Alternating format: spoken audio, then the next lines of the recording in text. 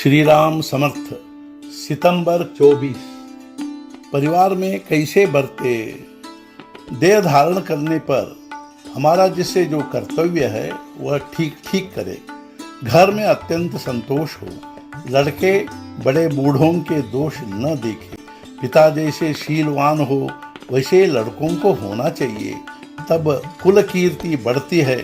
बुजुर्गों को अवकाश यानी पेंशन ग्रहण करने के बाद मन से भगवान के होकर रहना चाहिए। गृहिणी भी पति शिवाय और किसी को देवता न माने। सब लोगों को अखंड भगवान का स्मरण करना चाहिए। जो मनुष्य जवानी में स्वाभाविक जीवन जिएगा वह बुढ़ापे में भी स्वाभाविक ढंग से जी सकता है। मतलब यही कि बुढ़ापा उसके लिए बिल्कुल कष्टदायी नहीं होगा।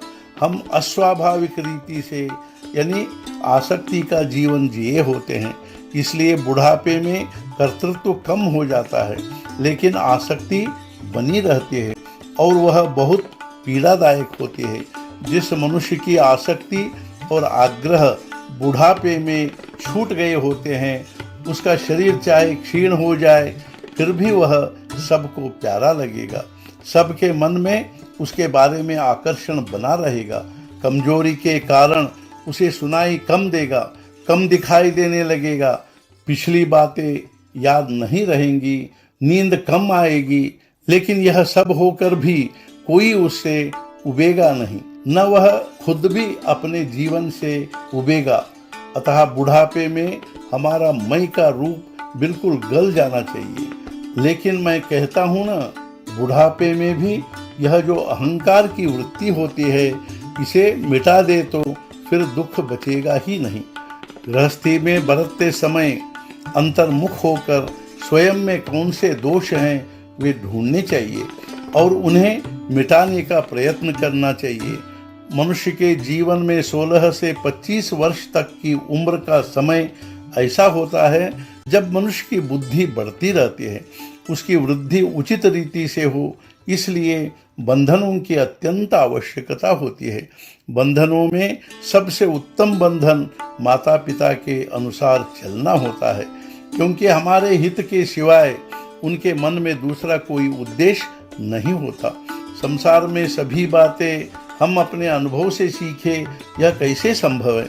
अतः माता पिता के अनुभवों का लाभ हमें जरूर उठाना चाहिए। हमारे माता पिता से कभी भूल होगी नहीं ऐसा नहीं, क्योंकि भूल हो जाना तो मनुष्य का धर्म ही है, किंतु हमारे बारे में उनमें जो हित बुद्धि होती है उसके कारण उनकी भूल से हमारा स्थायी नुकसान नहीं होगा।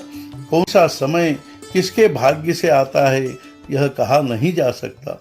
अतः हमें कभी दुखी नहीं होना चाहिए। सत्कर्म जितना बड़ा होता है संकट उतने ही अधिक आते हैं। भगवान का अनुसंधान सबसे बड़ा सत्कर्म है। अतः हम निश्चय पूर्वक और निशंक भाव से उसका नामस्मरण करें और आनंद में रहे। आज का मुख्य विचार, हम अपने अवगुणों को ढूंढें और उनका त्याग करें, पश्चात गुण स्वीकृत करें। सद्गुरुनाथ महाराज की जय। जय जय रघुवीर समर्थ।